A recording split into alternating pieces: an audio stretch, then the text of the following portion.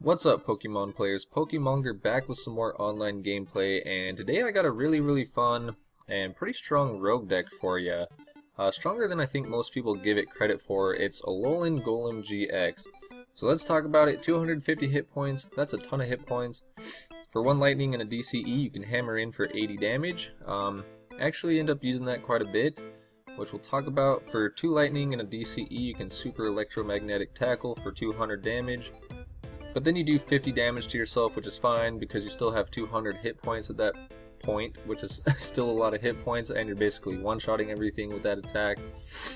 And Heavy Rock GX for 2 lightning and a DCE, you do 100 damage, and your opponent is then card locked on their next turn. So there's a combo I use that pretty much will help me take my first 4 prizes right away, which is a lot of decks will use small hit point Pokemon early on.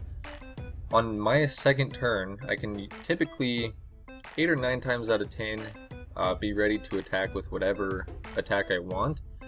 So I can typically use my GX attack for 100 damage, knock out a small Pokemon. My opponent is then card locked, so they pretty much have to pass the turn back. I can use either Hammer In or Super Electromagnetic Tackle to take out the second Pokemon for another prize, and then my opponent is still pretty much setting up at that point, so it's very rare that they'll be able to one-shot this Alolan Golem.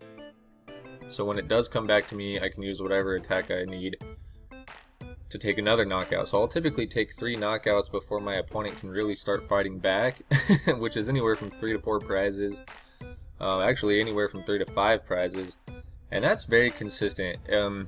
Seems like a wombo combo, but it's really not. We'll talk about it.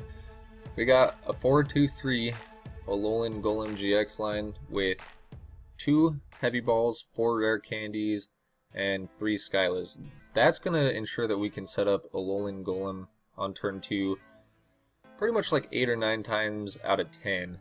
From there we need to charge it up, so we're going to use Voltorb. We have a 3-3 line of Voltorb Electrode. Voltorb is going to be one of the Pokemon we get out on our first turn with Bridget. And then second turn we evolve into Electrode, knock it out, our opponent gets a prize, but then we attach it as 2 lightning energy to a Pokemon. So we'll attach it to our Golem GX, and then we haven't attached manually from our hand yet, so we attach DCE. Going along with that, we have 3 energy lottos. Look at the top 7 cards of your deck, reveal an energy you find there, and put it into your hand. So that's going to help us find one of our 4 DCEs in order to start attacking on turn 2 with Alolan Golem, and that's the combo. So really easy, very consistent. I would say 8 or 9 times out of 10 on my second turn I'm ready to attack with whatever attack I want. So 250 hit point Pokemon, one-shotting everything on turn 2 is very intimidating. Now, a lot stronger than people give it credit for, honestly, and especially if you consider the card lock attack at some point in that sequence. So let's talk about the rest of the deck now. 1 Oranguru for the late game in, and just to help set up throughout the game. 1 Tapu Koko for the Flying Flip and for the Free Retreat. Flying Flip will help us finish off knockouts on Pokemon sometimes. Sometimes we can't reach a 1-hit KO with our Super Electromagnetic Tackle. Say we don't get a choice band on and we can only hit for 200 on a 210 hit point Pokemon. Eventually Tapu Koko can clean that up with Flying Flip. Plus we can just promote it between knockouts and use it as a free retreater.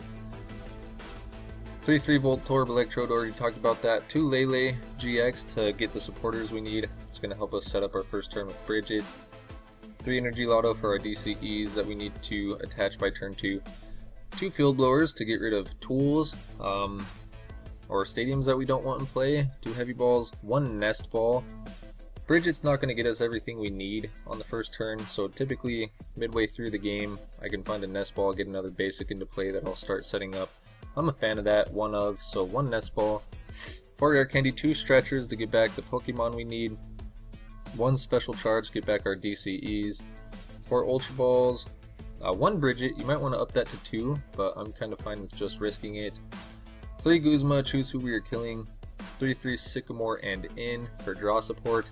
Skyla is going to be more consistent to help us set up that turn to Alolan Golem GX, help us find our Ultra Balls, Rare Candies, Heavy Balls, Energy Lottos, just whatever we need to get Alolan Golem into play on turn 2.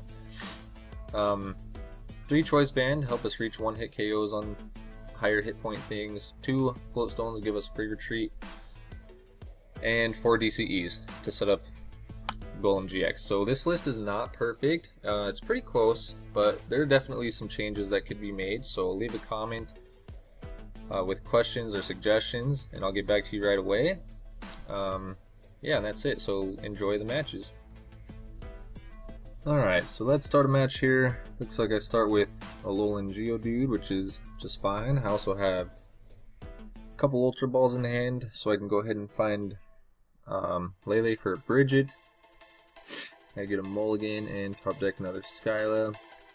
So I'm just going to discard a couple things I don't need right now, grab my Bridget, and with that I'm going to grab, Lele, and with Lele I'm going to grab Bridget. Looks like I'm just looking through my deck right now to see what I have. Yep, grab Bridget. With Bridget I'll grab a couple Voltorbs and a Geodude. Seems just fine. And let's see. My opponent gets 2 Froakies right away in their starting hand. Attaches to the active. Gonna go for a bubble here, which he does get, and he probably has a Frogadier in hand since he didn't play any other cards. I go ahead and Rare Candy into Alolan Golem, play Ultra Ball. Kind of thinking about what I want to discard here in case I play in.